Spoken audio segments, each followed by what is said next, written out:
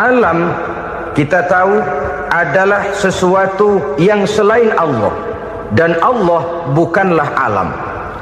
Apapun namanya selain daripada Allah itu adalah alam. Alam pada hakikatnya terbagi menjadi dua.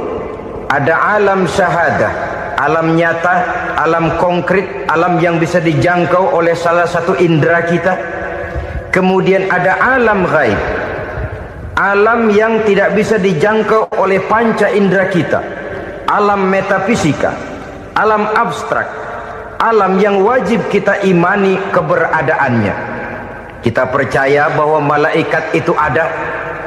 Kita percaya kepada jin, bahwa jin itu ada. Kita percaya kepada adanya iblis dan setan. Bukan percaya kepada iblis dan setannya, percaya bahwa iblis dan setan itu ada. Itu termasuk salah satu daripada sifat orang yang bertakwa kepada Allah. Saudara-saudara kaum muslimin rahimakumullah, kecenderungan pembangunan yang lebih bersifat materialistis biasanya menggeser aspek kehidupan rohani. Orang berpikir empiri, dan dalam pola pikir yang demikian maka alam gaib tidak lagi mendapat perhatian. Aspek kehidupan yang bersifat rohaniah malah mulai ditinggalkan. Akibatnya terjadilah kepincangan di dalam kehidupan kita. Pernah ada satu pengalaman pribadi dalam perjalanan kembali ke tanah air. Dalam pesawat di sebelah kanan saya duduklah seorang Jerman namanya Heiner Simonsen. Iseng saya ajak kenalan, saya ajak ngobrol, saya tanya dia. Saya bilang, Mas Heiner ini, kalau pesawat yang kita tumpangi ini jatuh ke bawah, kira-kira apa yang bakal terjadi, Mas? Dia bilang, kita semua akan mati. Begitu? Iya. Oke. Apa itu mati? Tanya saya. Dia bilang, untuk tahu apa itu mati, kita harus tahu lebih dahulu apa itu hidup. Saya pikir nih bule bisa ngomong juga. Baiklah kata saya. Apa hidup menurut Anda itu? Oh, hidup itu dia bilang, kalau seluruh anggota badan kita bekerja secara normal, paru-paru memompa darah secara normal, jantung berdetak secara normal, sel-sel tubuh bekerja secara fit, dan organisme tubuh hanya mau bekerja secara normal, dia bilang, kalau kita memberi makan yang cukup, menu yang teratur, dan gizi yang lengkap. Saya bilang, kesimpulannya apa, Ner? Dia jawab, hidup adalah dari tangan ke mulut. Life is from the hand to the mouth, kata dia. Hidup adalah dari tangan ke mulut. Jadi masalah hidup tidak lebih daripada masalah isi perut. Orang pergi pagi, pulang sore, peras keringat, banting tulang, perut yang dibelain. Saya bilang, you are wrong. Sampean salah, Ner. Kamu orang Islam bukan? Bukan. Pantas. Kenapa saya salah? Dia bilang, ya jelas salah. Salahnya di mana? Kamu ini manusia. Kalau hidup cuma dari tangan ke mulut, saya bilang, kambing di kampung saya juga begitu pikirannya, Ner. Itu kambing di kampung saya, asal perutnya kenyang, sudah hidup dia. Perkara besok bagaimana, lusa prospeknya macam mana, bulan depan ada apa, kambing nggak pernah mikir. Di kampung saya kambing juga pikirannya begitu. Kamu Kristen ya? Tadinya. Loh kok tadinya, lalu apa sekarang kamu ini? Dia bilang, sekarang saya netral. Saya tidak beragama, tapi saya percaya kepada Tuhan sebagai pencipta alam. Saya ingat benar dia bilang, I haven't any religious, but I believe to God as the creator of the world. Kenapa bisa netral begitu, Ner? Habis saya bingung katanya. Islam bilang Islam baik, Kristen bilang Kristen baik, Hindu Buddha bilang Hindu Buddha baik, semua agama baik. Saya netral sekalian, nggak beragama. Yang penting saya percaya kepada Tuhan. Saya bilang, Ner, kamu ini kayak orang mau beli celana, lalu bingung. Yang satu bilang Levi's bagus, yang satu bilang Blue Jean hebat, yang satu bilang Wool England hebat. Celana ini hebat, celana itu bagus, celana ini hebat. Semua celana bagus, kamu bingung. Akhirnya netral, tidak pakai celana. Itu juga salah. Saya pikir-pikir, kemudian saya melihat bahwa dua pola berpikir Henner ini nampaknya sudah mulai menggejala di lingkungan masyarakat bangsa kita. Disadari atau tidak, secara jujur kita harus berkata, dua pola pemikiran Henner ini mulai berkembang di tengah masyarakat bangsa kita. Pertama, pola pikir materialisme. Hidup adalah dari tangan ke mulut. Masalah hidup tidak lebih masalah isi perut. Itu yang perlu dibela, dan disitulah arti kehidupan. Pergi pagi, pulang sore, peras keringat, banting tulang untuk mempertahankan perut. Kalau sudah kemari cara orang berpikir, maka buat apa percaya kepada yang gaib? Untuk apa sholat? Untuk apa puasa? Untuk apa zakat? Untuk apa menghadiri majelis taklim? Tanpa kepercayaan kepada yang gaib, hidup berjalan menurut alur empiris dan materialis. Kalau sudah ke sana cara orang berpikir, biasanya orang lalu cenderung menghalalkan segala cara. Hanyalah orang yang percaya bahwa akhirat ada. Hanyalah orang yang percaya bahwa alam kubur itu ada. Hanyalah orang yang percaya bahwa malaikat itu ada, hidupnya akan lebih terarah dan terkendali. Karena kepercayaan kepada yang gaib, yang merupakan fase daripada kehidupan setelah hidup yang sekarang ini, mewarnai gerak pribadi seseorang di dalam dia melakukan kegiatan hidupnya. Pola berpikir materialisme, disadari atau tidak, mulai menggejala di lingkungan masyarakat bangsa kita. Hidup tidak lebih dari urusan tangan ke mulut, mulut ke tangan, tangan ke mulut. Asal perut sudah kenyang, hiduplah sudah. Perkara bagaimana prospek hari yang akan datang, bagaimana akhirat, tidak jadi persoalan. Ini yang oleh Nabi diperingatkan, ad-dunya sijnul mu'min wa jannatul kafir. Dunia adalah penjara bagi orang beriman dan surga bagi orang kafir. Dulu di zaman Belanda hadis ini pernah disalah tafsirkan, disalah artikan, digunakan sebagai senjata untuk mengkebiri dan membuat impoten umat Islam.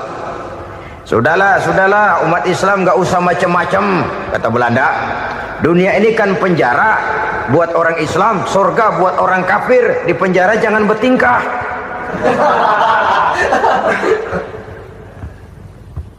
Pengertiannya tidak begitu. Dunia adalah penjara bagi orang mukmin. Artinya dalam kehidupan dunia seorang mukmin tidak bebas memperturutkan hawa nafsunya. Di penjara hawa nafsunya itu. Sebaliknya, surga bagi orang-orang kafir. Buat orang kafir, surgalah dunia ini. Mereka bebas memperturutkan hawa nafsunya. Dilarang tidak terlarang, dicegah pun tidak tercegah. Mereka hidup menurut alur bisikan nafsu mereka sendiri. Kemudian bila ajal datang, maut merenggut nyawa, selesailah surganya sampai di situ. Maka bagi orang-orang yang tidak percaya kepada adanya akhirat, kepada adanya alam gaib, surganya sebatas umurnya. Sekali lagi, surganya sebatas umurnya. Bila umur selesai, ajal pun datang merenggut nyawa, selesailah sudah surganya sampai di situ. Alangkah pendeknya perjalanan orang-orang yang tidak percaya kepada alam gaib ini. Bagi kita mukmin, jikalau kita mampu memenjarakan hawa nafsu, kita bisa bahagia di dunia ini. Dan Islam memang tidak menyuruh kita sengsara di dunia. Raih dunia, kejar dunia, gapai dunia sebagai alat untuk mencapai kebahagiaan di akhirat nanti. Hidup adalah satu perjalanan panjang yang terbentang sejak kita terlahir dari alam rahim sampai kepada alam akhirat nanti. Andai kata kita gagal meraih kebahagiaan di dunia, toh kita masih punya akhirat. Tapi jangan jadi dalil yang melemahkan semangat. Biarin dah kita di dunia kebelangsak, yang penting akhirat. Akhirnya dunia benar-benar kebelangsak. Bagaimana dunia ini bisa kita raih, dan bagaimana meraih dunia untuk menunjang kepentingan akhirat nanti. Yang kedua, dari pikiran Heiner yang saya lihat menggejala di lingkungan masyarakat bangsa kita, timbulnya manusia-manusia netral. Seolah-olah Tuhan yes, agama no. Sama Tuhan percaya, agama ogah. Tuhan ngangguk, giliran agama godeng. Padahal hampir dalam setiap ayat dalam Quran, kata-kata amanu biasanya bergandeng dengan wa amilus sholihat, iman dan amal soleh. Ini sebagai isyarat Tuhan dan agama jangan pernah dipisah-pisah. Apabila kita bertuhan, maka kita harus beragama. Apabila kita beragama, maka agama itu harus bersumberkan dari Tuhan yang kita imani itu. Tidak mungkin kita pisah, Tuhan yes, agama no. Sama Tuhan percaya tapi agama bikin sendiri. Sembayangnya cukup bengong 2 jam madep ngulon.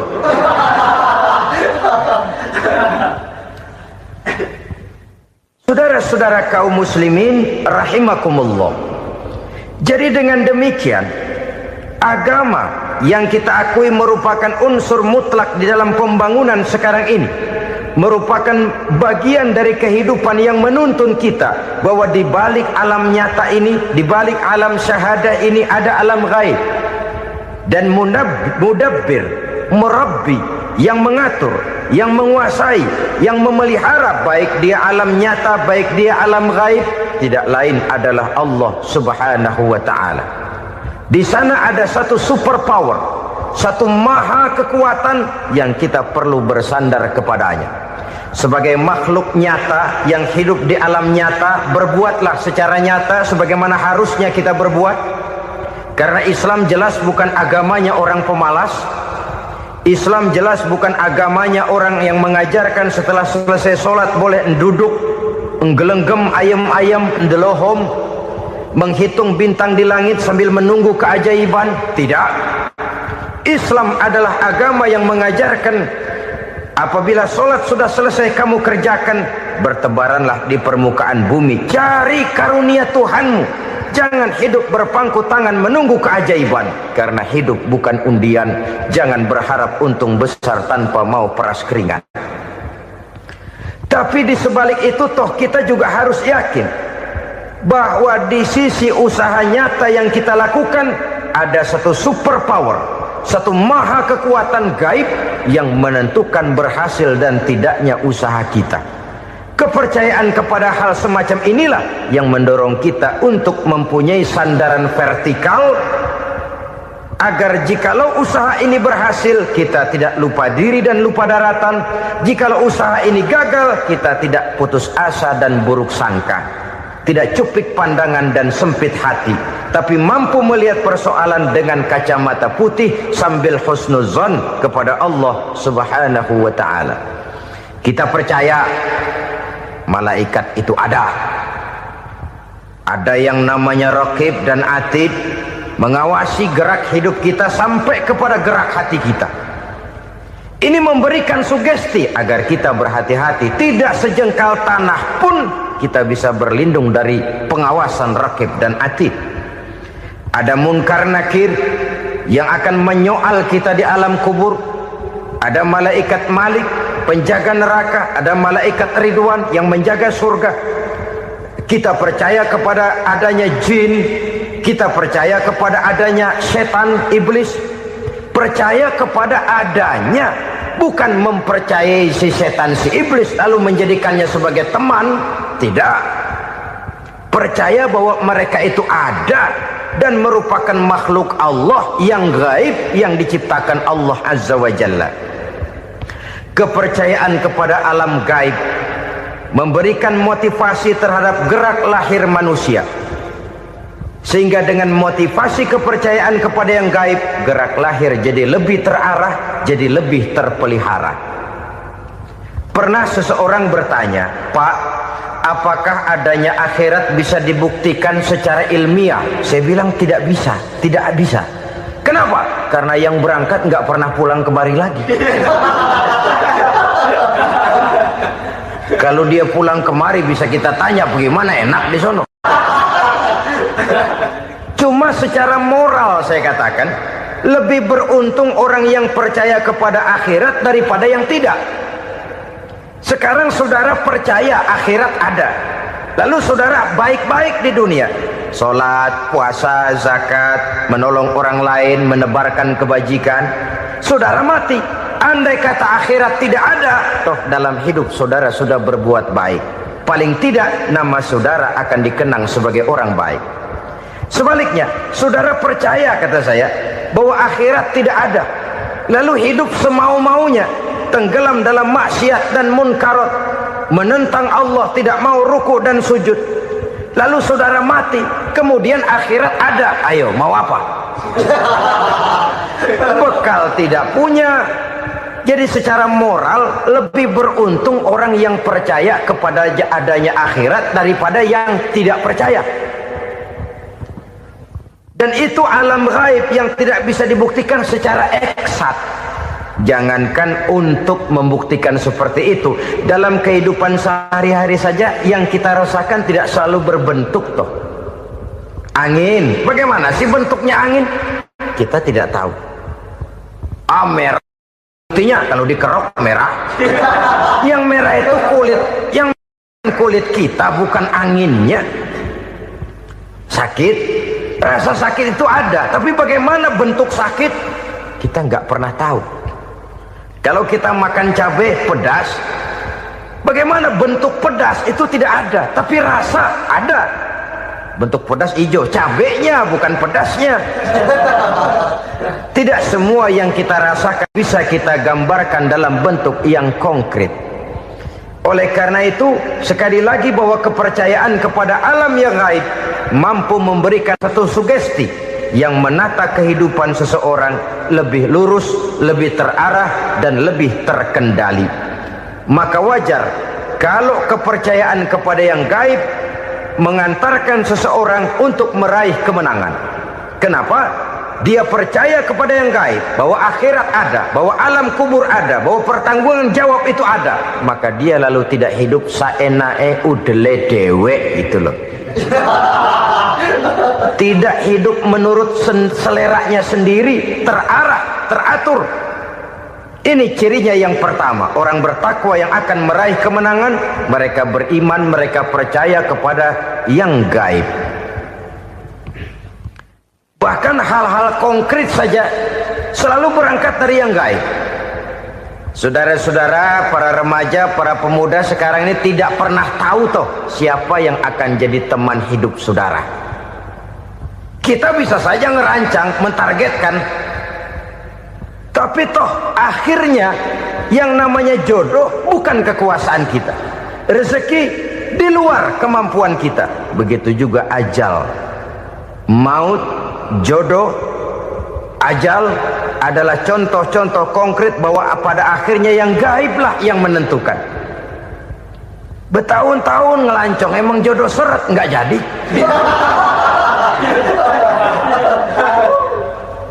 Begitu kenal baru setengah malam nginep ditangkap hansip kan.